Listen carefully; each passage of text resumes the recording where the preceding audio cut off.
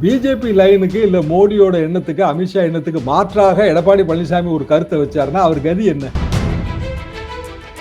ஒவ்வொரு பொலிட்டிக்கல் பார்ட்டிக்கும் ஒரு எதிர்கால திட்டம் இருக்கு.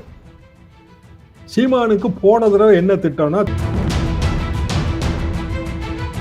ஏமாளி இல்லைன்னு சொல்றதுக்கு முதல்ல என்னங்க சொன்னாரு? ஸ்டாலின் அவர்களே நான் ஏமாளி இல்லைன்னு சொன்னாரு. அது நியாயமா எப்படி இருந்திருக்கணுங்க? அமித்ஷா அவர்களே நான் ஏமாளி இல்லைன்னு தானே இருந்திருக்கணும். விஜயகாந்த் பெர்சன்டேஜ் வாங்குறதுக்கு நீங்க விஜயகாந்த் மாதிரி டபுள் ஓட்டு வாங்கணும். அதாவது 27 லட்சம் ஓட்டு வாங்கின இடத்துல 54 லட்சம் வாங்கணும். அப்பதான் பெர்சன்டேஜ் மெயின்டைன் ஆகும். அதிமுக கூட்டணியில் சேர்ந்து அவங்க கொடுக்குற 20 சீட்டோ 40 சீட்டோ நின்னா அது எப்படி சாத்தியம்?